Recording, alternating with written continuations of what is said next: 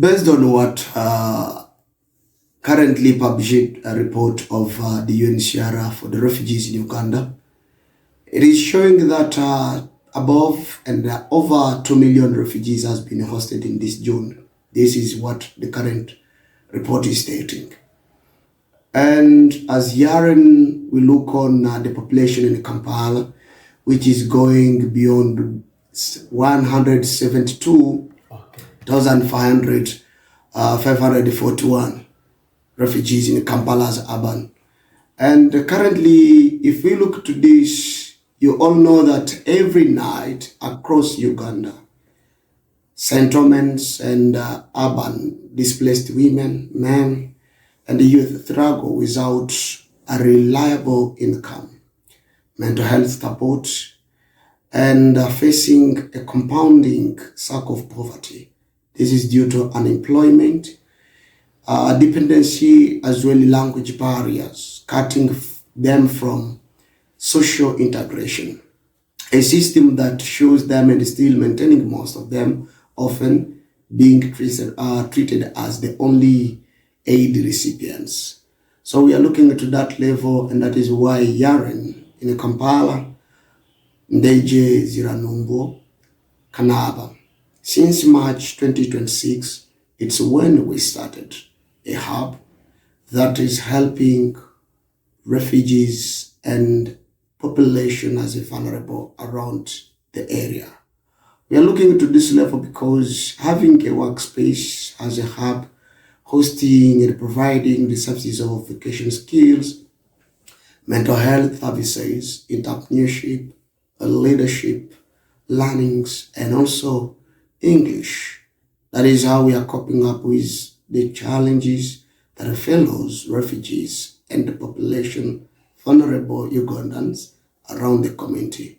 And as we look on these barriers, we are offering a training of English for the fellows, whereby since March to date, I've been able to enroll and facilitate sessions of the 3 months to 26 learners to around 36 based on the enrollment, but the current stable number is to 26.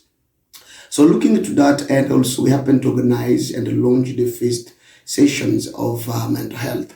And this was involvement of the community, the refugees, the medical doctor. And we gathered the number of 32 participants plus the team of Yaren.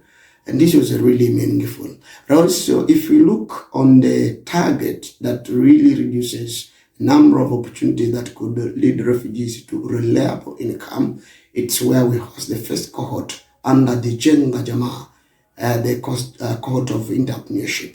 And this cohort has been taking a lead of 10 entrepreneurs based on the Youth African Action Network, Yaren, is model of PIT training. This PIT training have been able, through different mentors and trainers, facilitators, training them on how to self-start for those with business ideas and those already in the business. How really to self-start a business, how to be future-oriented and overcome the barriers. As we said, language barrier, marketing effects, limited social integration, limited information. And to that end, we had to take them through planning, set goals, and marketing, and also how to be innovative, because the current world is really facing a big era. And we are so grateful to see how they came up with sharing their feedback of the learning since the 2 months, because we've taken a first cohort of 2 months. And we are looking to the next phase to come, which is the next step, because currently now they've kicked off, they've stopped with the learnings, and they are due to coachings. Now, after this period of coachings, which will take almost 1 month, since the 3rd June, they are going now up to the early July. So we are going to have a pitch presentation of their businesses. Some have tried to showcase what they are doing, but after this coaching, they are going now to present a pitch whereby some will compete. They are looking on investors that can just try to build the confidence in these entrepreneurs to really generate a reliable income, but also somehow the business that can really generate and create jobs for others. And that is why if you look on the testimonies, I was quite shocked but also motivated with one of the participants who said she didn't know about what refugee go through. And she said that now after the trainings, programs of Yaren, she was able to come and understand that fellow refugees are going through almost the same challenges where they have no access to possibilities they have been dreaming. Others, they have language barriers connecting their businesses, and others still have a challenge of social integration, but also still the same, whereby facing a stigma, where others are facing discriminations. And she said truly that she would even ask for apology because this has been a narrated story about refugee, which on her perception was wrong. And we believe that this is how we can build communities, and this is how we can all be successful. 1 to 3 women are running out.